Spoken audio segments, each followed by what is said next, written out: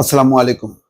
প্রধান উপদেষ্টার সঙ্গে মার্কিন পররাষ্ট্রমন্ত্রীর ফোন আলাপ নিঃসন্দেহে গুরুত্বপূর্ণ একটি বিষয়। কি আলোচনা হয়েছে, সুনির্দিষ্ট কোনো রাজনৈতিক বা অর্থনৈতিক বিষয় কিনা সেটা উল্লেখ করা হয়নি। যেটি বলা হয়েছে যে মার্কিন পররাষ্ট্রমন্ত্রী মার্কো রুবিও বাংলাদেশের প্রধান উপদেষ্টা অধ্যাপক ডক্টর মোহাম্মদ ইউনূসের সঙ্গে টেলিফোনে কথা বলেছেন। সোমবার সন্ধ্যা 7:30টায় মার্কিন পররাষ্ট্রমন্ত্রী এবং প্রধান উপদেষ্টার মধ্যে এই ফোন আলাপ অনুষ্ঠিত হয়। প্রায় 15 মিনিট ব্যাপী এই আলোচনায় দ্বিপাক্ষিক সম্পর্ক আন্তরিক ও গঠনমূলক করা নিয়ে আলোচনা হয়। প্রধান উপদেষ্টার প্রেস সচিব শফিকুল আলম বিষয়টি নিশ্চিত করেছেন। তিনি ফেসবুক পোস্টে লিখেছেন, আজ সন্ধ্যা 7:30 বাংলাদেশের প্রধান উপদেষ্টা অধ্যাপক মোহাম্মদ ইউনূসের সঙ্গে টেলিফোনে কথা বলেন মার্কিন পররাষ্ট্রমন্ত্রী মার্কো রুবিও। প্রায় 15 মিনিট ব্যাপী এই আলোচনা ছিল আন্তরিক, সৌহার্দ্যপূর্ণ এবং গঠনমূলক, যা দুই দেশের চমৎকার দ্বিপাক্ষিক সম্পর্কের প্রতিফলন ঘটায়। ছাত্র জনতার অভ্যুত্থানে গত বছরের 5ই আগস্ট শেখ হাসিনা সরকার পতন হলে 8ই আগস্ট শান্তিতে নোবেল বিজয়ী ডক্টর মোহাম্মদ ইউনূসের নেতৃত্বে অন্তর্বর্তী সরকারের যাত্রা শুরু হয়। শুরু থেকে মার্কিন যুক্তরাষ্ট্র এই সরকারকে নানাভাবে সহযোগিতা করে আসছে। যদিও শুরুটা বেশ বিপদের ছিল।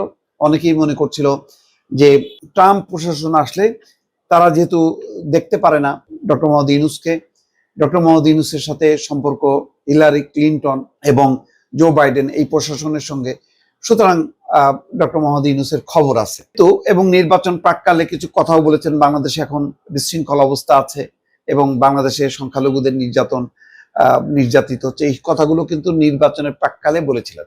ফলে ট্রাম্প নির্বাচিত হলেই ডক্টর মোহাম্মদ ইউনূসের কে সাইজ করবেন বা সরকারকে বা ডক্টর ইউনূসকে, এরকম একটা ধারণা ছিল এবং ভারতের মিডিয়াগুলো ব্যাপকভাবে এটা প্রচার শুরু করেছিল।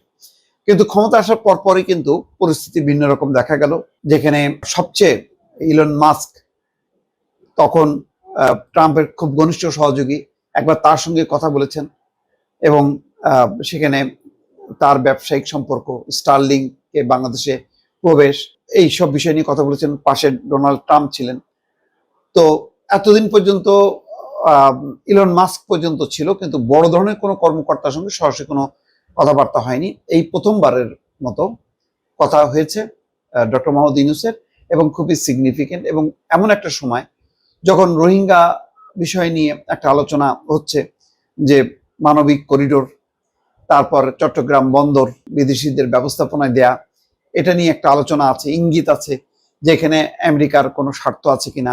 সেন্ট মার্টিন নিয়ে আলোচনা আছে, সেখানেও অনেকেই বলার চেষ্টা করেন বাংলাদেশে ওই অঞ্চলে আমেরিকার স্বার্থ আছে, আমেরিকা একটা কোনো কিছু স্থাপনা গড়তে চায়। অন্যদিকে সাম্প্রতিক সময় যেই ঘটনা, সেটা হচ্ছে শুল্ক নিয়ে একটা খুব শীঘ্রই চুক্তি হবে, যেখানে বাংলাদেশ আমেরিকা থেকে গম কিনবে, তারপরে তাদের বোয়িং উড়োজাহাজ কিনবে। এটার মধ্য দিয়ে শুল্কের যে 37% শুল্ক করা হয়েছে, যেখানে 15% ছিল, সেই জায়গায় আবার নিয়ে আসা, অর্থাৎ একটা ভারসাম্য করা সংক্রান্ত একটি চুক্তি হবে। ঠিক সেরকম একটা প্রেক্ষাপটে আন্তর্জাতিক অন্য কোনো প্রেক্ষাপট হয়তো বাংলাদেশের ক্ষেত্রে প্রযোজ্য না, যেটা ইরান যুদ্ধ বা ইউক্রেন রাশিয়ার যুদ্ধ। অন্তত বাংলাদেশের প্রেক্ষিতটা জরুরি হলো বাংলাদেশের রোহিঙ্গা আর শুল্কায়ন। তো এটা ঠিক যেমনটা ভাবা হচ্ছিল যে ট্রাম্প হয়তো বাংলাদেশকে বেকায়দায় ফেলবে, সেটা বাংলাদেশের জন্য খুবই কঠিন হবে ডক্টর মোহাম্মদ ইউনূসের পক্ষে এগোনো। কিন্তু আস্তে আস্তে বিষয়টা ঘুরতে শুরু করেছে এবং এই টেলিফোন আলাপের মধ্য দিয়ে 15 মিনিটের আলোচনা, নিঃসন্দেহে একটা বেশ দীর্ঘ আলোচনা। এই আলোচনায় বোঝা যাচ্ছে আমেরিকা যথেষ্ট পরিমাণ গুরুত্ব দিচ্ছে বাংলাদেশকে। এরপরে ফলো আপে বোঝা যাবে যে এই টেলিফোন আলাপের মধ্য দিয়ে আসলে বাংলাদেশের কি কি বিষয় নিয়ে গুরুত্বপূর্ণ, কোন বিষয়ে অগ্রগতি হলো।